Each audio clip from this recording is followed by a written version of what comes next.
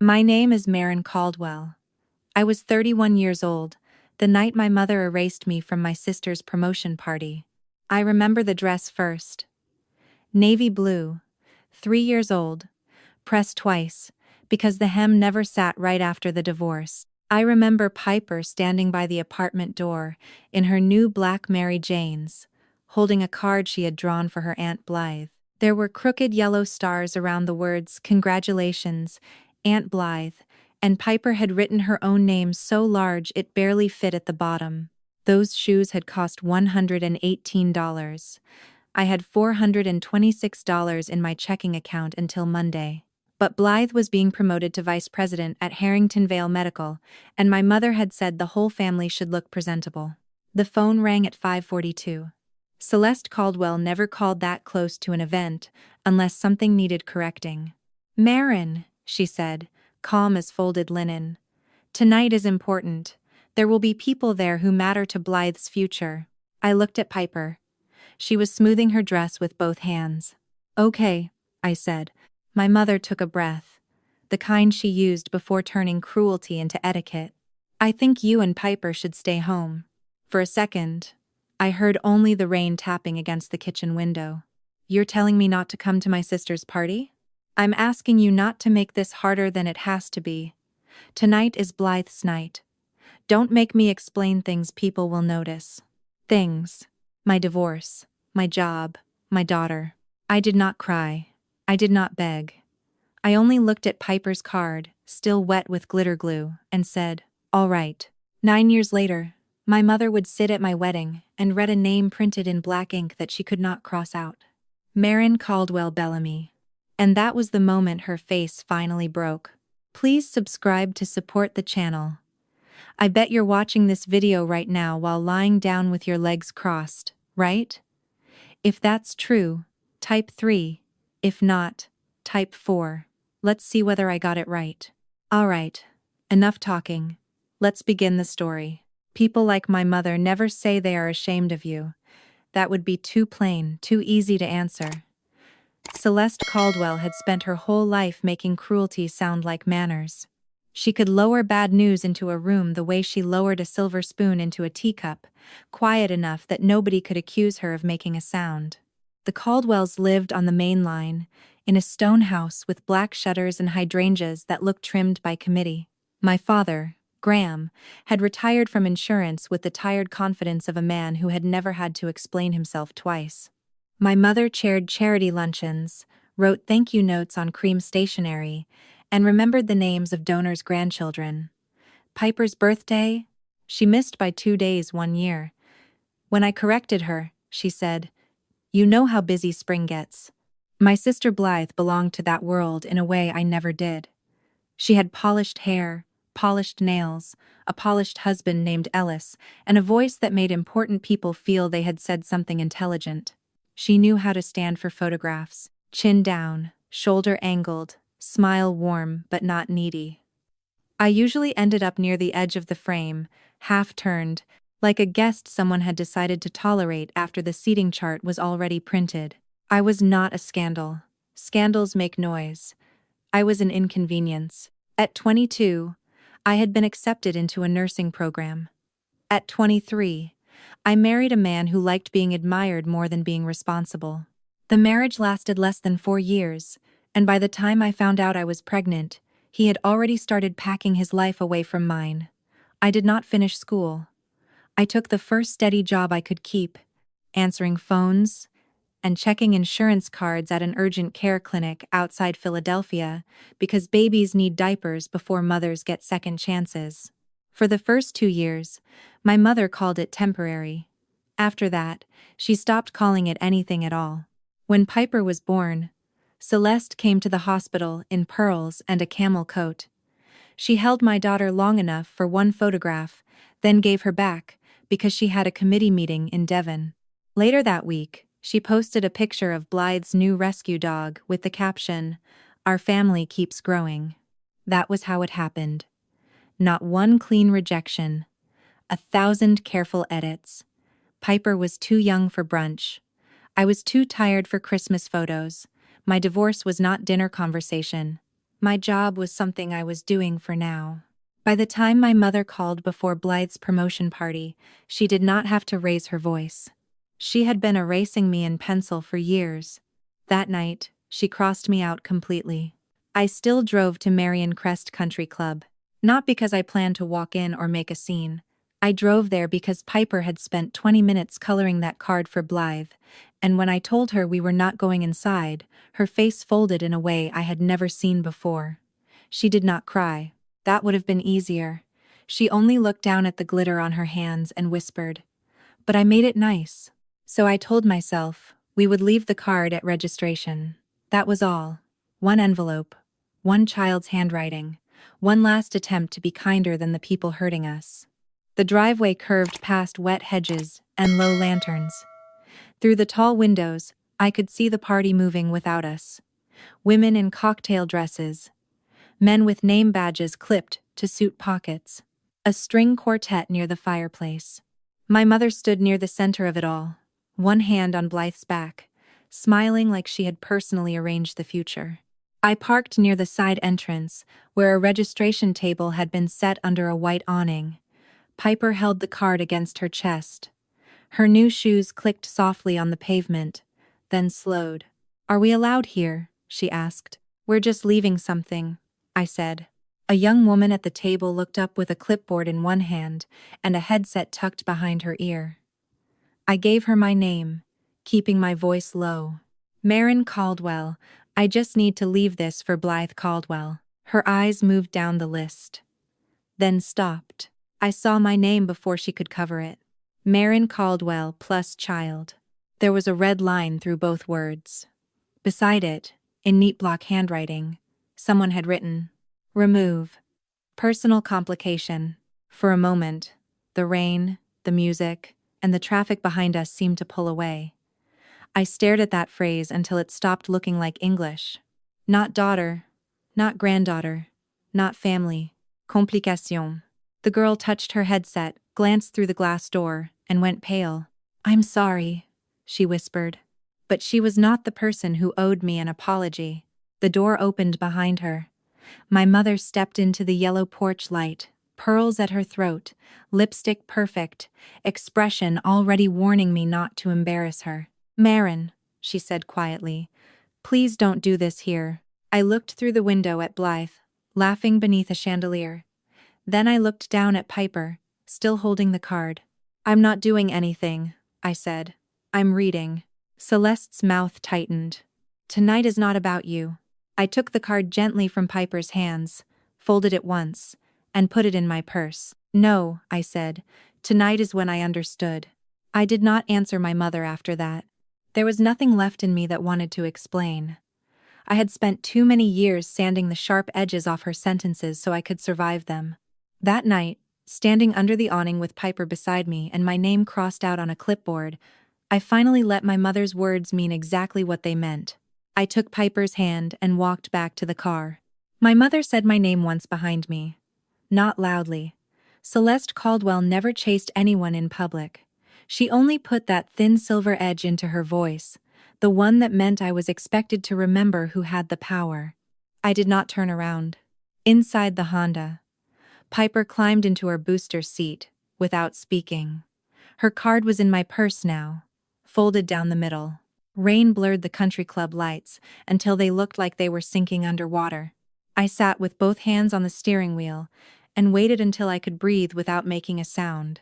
"Mom," Piper said from the back seat, "did I do something wrong?" That question changed the shape of the night. I turned so fast my seatbelt locked across my chest. "No, sweetheart. No, you did everything right." She nodded, but not like she believed me. More like she was trying to make her face easier for me to look at. 5 years old and already learning that adults sometimes needed children to carry the silence. I started the car. I did not know where I was going. I only knew I could not take her back to our apartment yet. Not with those new shoes still pinching her heels, not with glitter on her fingers, not with that word sitting in my head like a stone. Complication. We drove west through the rain, past closed boutiques, dark office windows, and gas stations shining white over puddled asphalt. I had passed Bellamy House and Gardens before on my way to late clinic shifts, always noticing the iron gates and the old maples, never thinking a place like that had anything to do with me. That night, the sign by the road was lit. Community supper tonight. Open seating.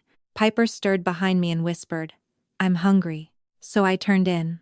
The house sat back from the road, warm with gold light. I parked near the entrance and carried the cupcake box in one hand while Piper leaned against my side, sleepy and damp. A woman met us at the door before I could decide whether we belonged there. She had silver hair pinned low and a green shawl around her shoulders. Her eyes moved from Piper's shoes to my wet dress to the box in my hand. She did not ask what happened. She only opened the door wider and said, "Table 6 has 2 empty chairs." Table 6 sat near the tall windows, where rain ran down the glass in silver threads. There were 4 place settings and only 2 people seated there, an older man with broad hands folded beside his soup bowl and the woman in the green shawl who had opened the door for us. The room smelled like roasted squash, warm bread, and rosemary. Not expensive perfume. Not wet wool from country club coats. Food. Heat. Somewhere a piano was playing low enough that nobody had to perform over it. "I'm Evelyn," the woman said, easing Piper into a chair as if she had been expected. "And this is my husband, Harlan." Harlan stood when I sat down. Actually stood. For me. He had white hair, heavy eyebrows, and a face that looked stern until he smiled at Piper. "You must be hungry," he said. Piper looked at me for permission before answering. That hurt more than I wanted it to. Children are not born asking if hunger is allowed. "She is," I said. "We both are."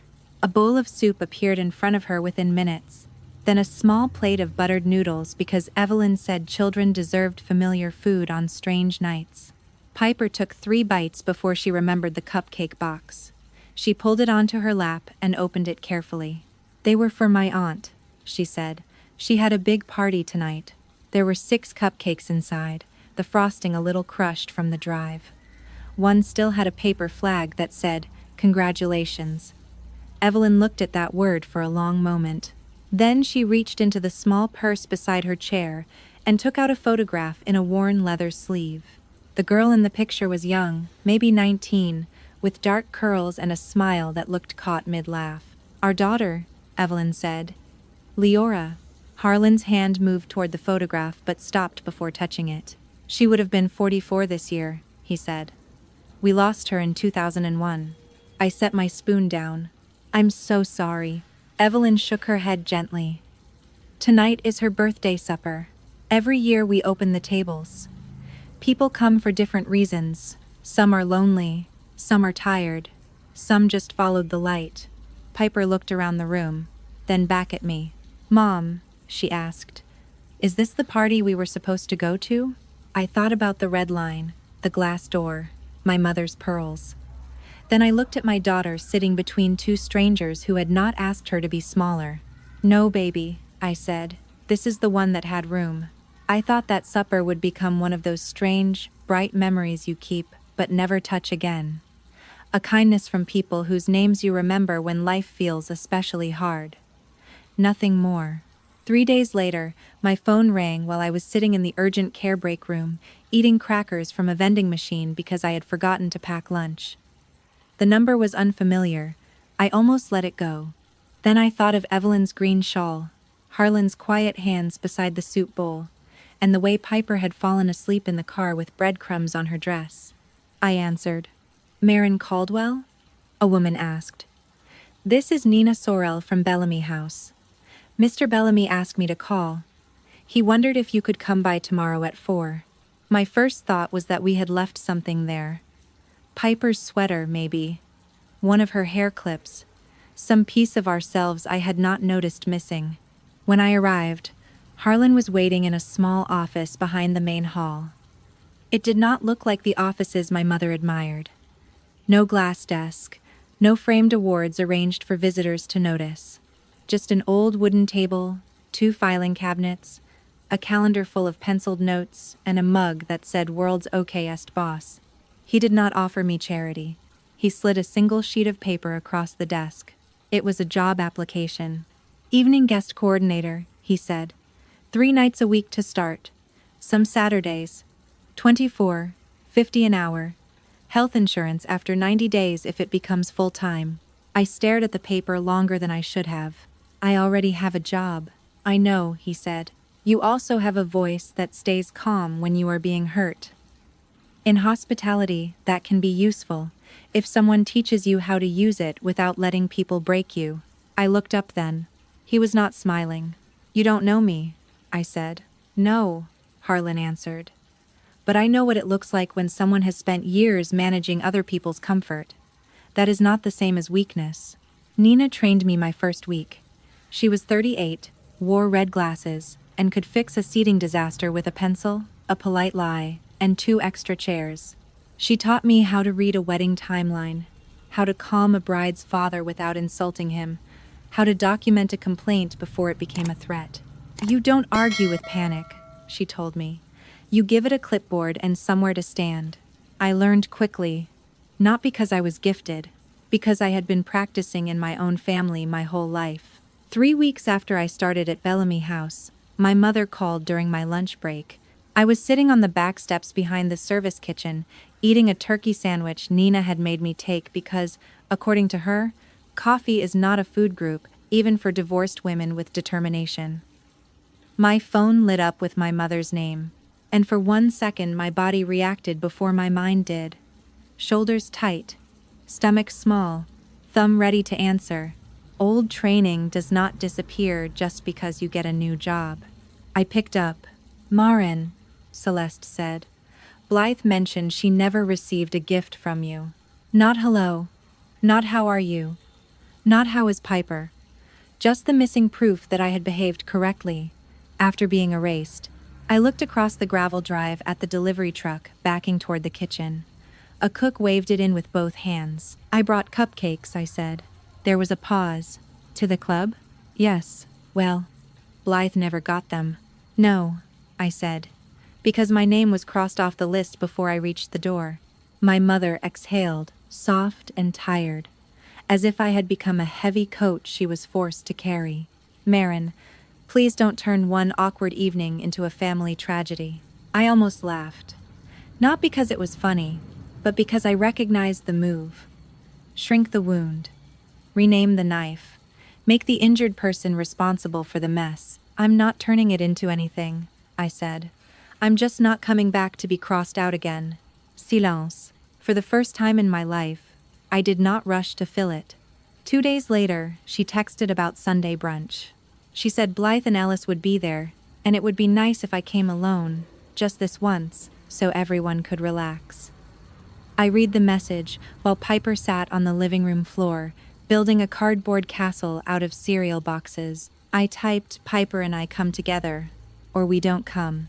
My mother replied, with one word, dramatique. I did not answer.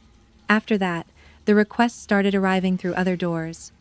Blythe needed someone to watch her neighbor's children during a charity auction. My father called to say my mother was having a hard month. Ellis emailed me a discounted link to a financial planning seminar, as if poverty had been my real personality flaw. I said no. No explanation, no apology, no paragraph trying to sound reasonable enough to deserve respect. Just no. The first few times, my hands shook afterward. I would put the phone down and stand very still, waiting for the punishment. But nothing happened. The ceiling did not fall. Piper kept coloring. Bellamy House still needed table linens counted and guest bags labeled. Life, I learned, did not end when my mother was disappointed. It began making room. The next 9 years did not arrive like a miracle. They arrived in shifts. At first, Bellamy House was still just a second job, a place where I changed clothes in the staff restroom and checked my phone every hour in case Piper's after-school program called.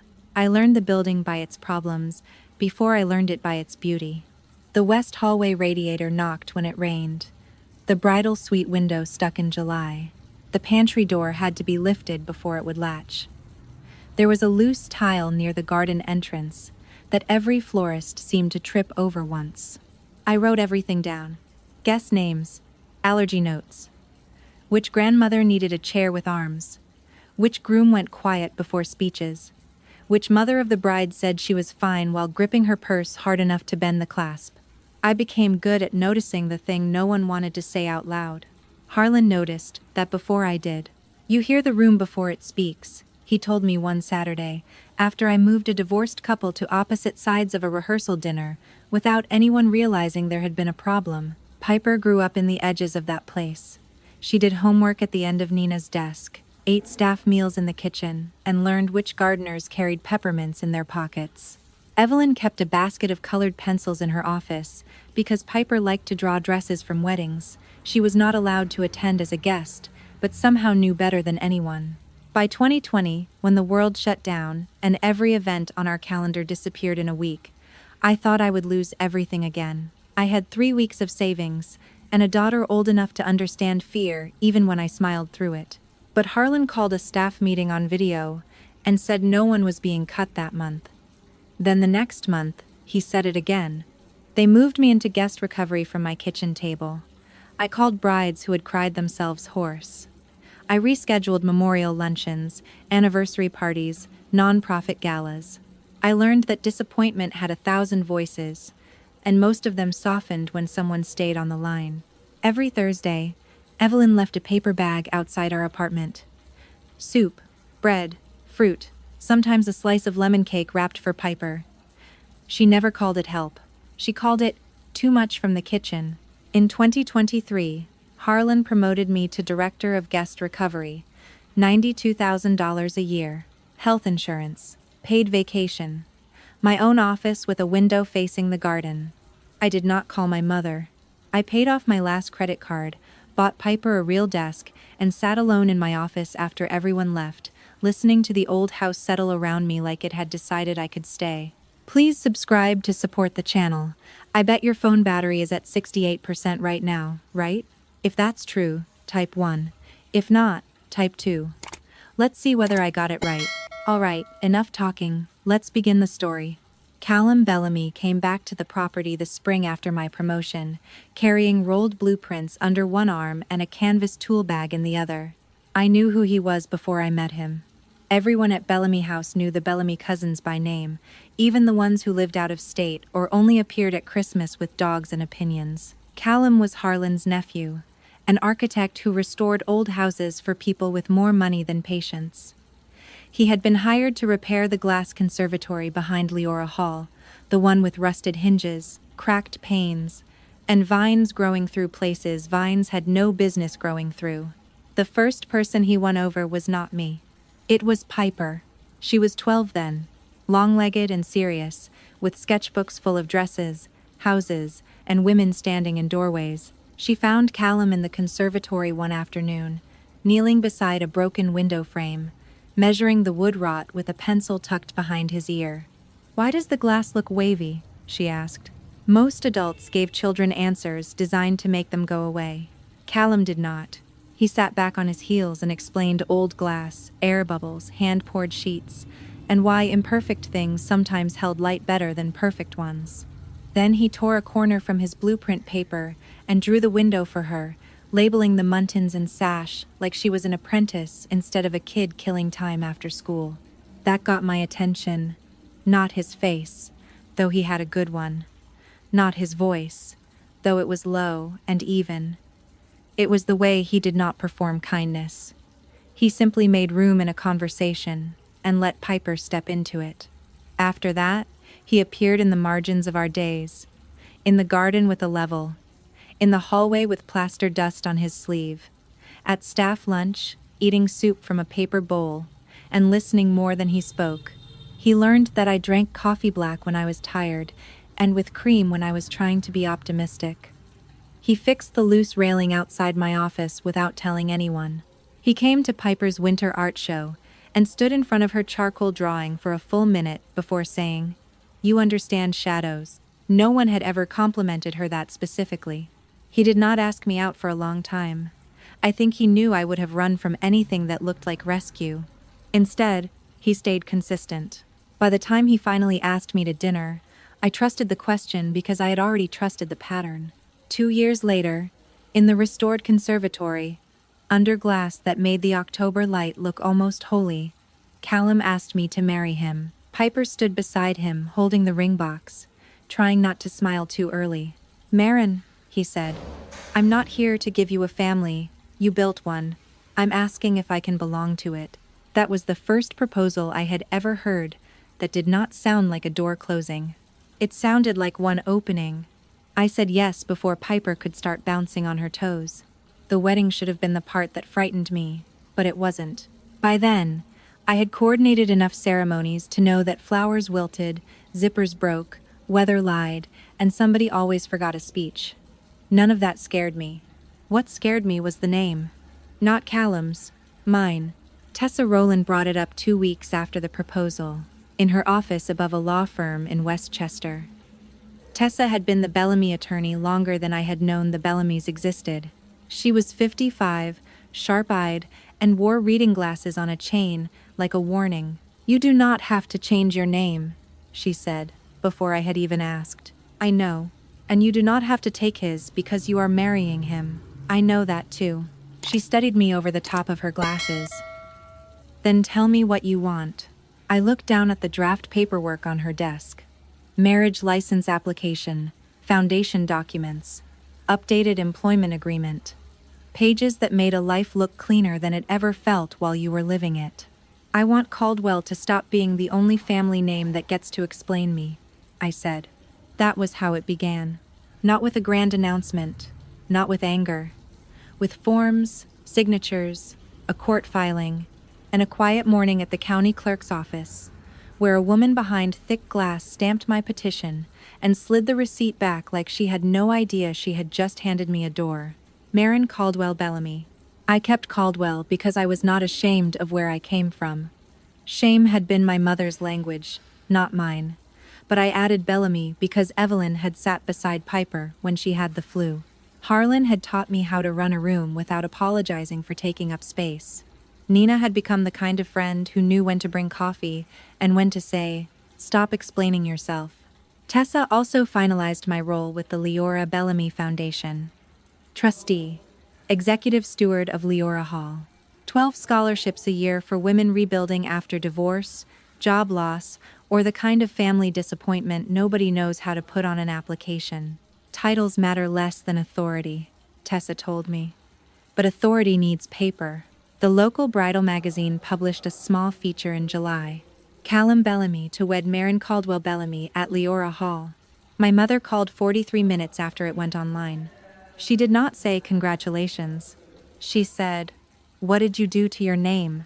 I looked through my office window at the garden, where Piper was helping Callum measure lantern hooks for the aisle. "I let it stand beside the people who didn't erase me," I said.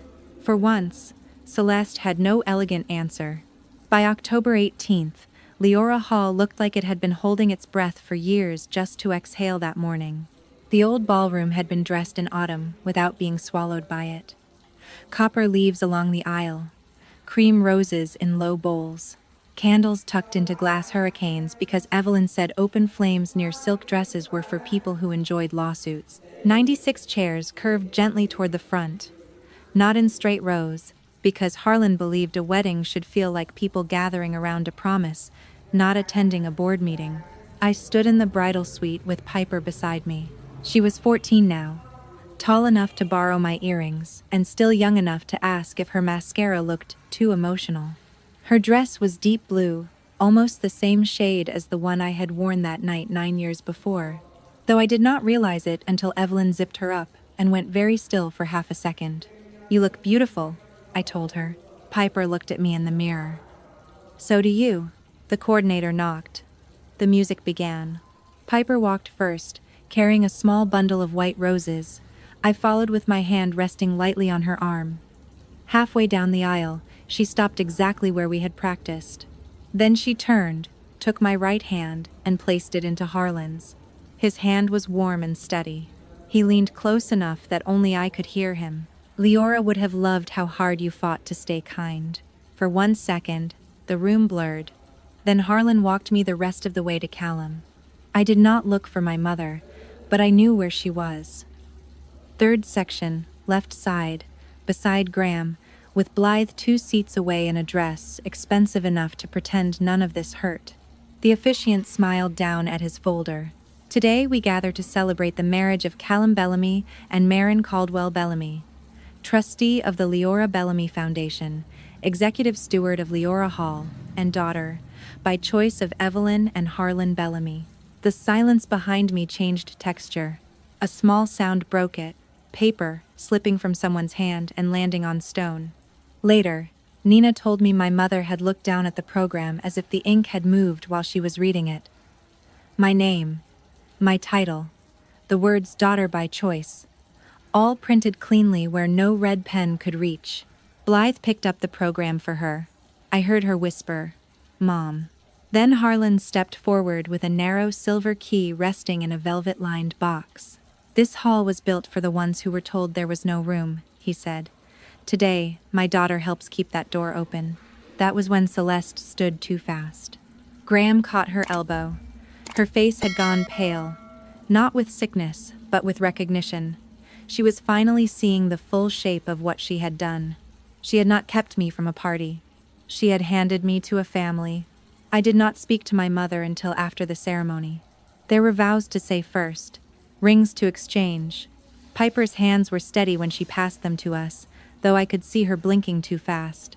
Callum squeezed my fingers when the officiant pronounced us married.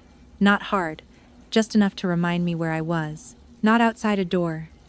Not waiting to be allowed in. Standing in the center of my own life. The reception had barely begun when Celeste found me near the hallway by the coat room. "Maren," she said. I turned. For the first time in years, her voice did not make me straighten my spine. Graham stood a few steps behind her, looking older than he had in the ballroom. Blythe was farther down the hall, pretending to check her phone while listening to every word. My mother's eyes were wet, but carefully. Even grief had to behave on her face. "I am still your mother," she said. "A name does not change blood." "No," I said. "It doesn't." Relief moved across her face too soon. But blood did not hold a chair for my daughter. Blood did not ask if she was hungry. Blood did not show up on Thursdays with soup when the world shut down. Blood crossed our names off a list and called us a complication. Her mouth opened, then closed. "I was trying to protect Blythe," she said. "It was one night." "No," I said quietly. "You were protecting a picture. I was protecting Piper." Blythe stepped closer then, her expression tight. "So that's what this is? A punishment? The retreat contract? The foundation board? All of it?" I looked at my sister and saw, for a moment, the woman she might have been if our mother had not taught her that love was a table with limited seats. "Harrington Vale lost that retreat because your company has 3 unresolved complaints from women pushed out after maternity leave and divorce," I said. "That was not revenge. That was policy." Blythe went still. Behind us, music rose from the ballroom. Laughter, glasses, Piper's voice, somewhere near the dessert table, bright and unafraid. I stepped back. "I hope you both take care of each other," I said. "But I am not returning to a family that needs me smaller to feel clean." Then I walked back inside. Callum was waiting near our table. Evelyn had one hand over Harlan's as if holding him to earth. Nina was fixing a crooked place card because some people love you by noticing what might fall. Piper ran up and slid her hand into mine. "Are we okay?" she asked. I looked around the room that had room. "Yes," I said, "we are. I did not lose my family the night my mother erased me. I only stopped using the wrong word for the people who did." What Maren's story teaches us is that family is not proven by a last name, a bloodline, or a seat, saved only when the room looks good. Family is proven in the ordinary moments most people never photograph. It is proven by who notices when your hands are shaking, who makes space for your child without making you explain why you need it, who brings soup when there is nothing to celebrate, who says your name without trying to make it smaller. Sometimes the deepest wounds do not come from loud cruelty. They come from being edited out little by little. A missing invitation, a changed subject, a chair that was never pulled out, a smile that tells you to stay quiet so everyone else can stay comfortable. And after enough years, you may start believing that love means earning your place at a table where someone else keeps the eraser. But healing begins the moment you stop begging people to make room for you where they have already decided you are inconvenient. That does not mean becoming cruel. It does not mean living for revenge.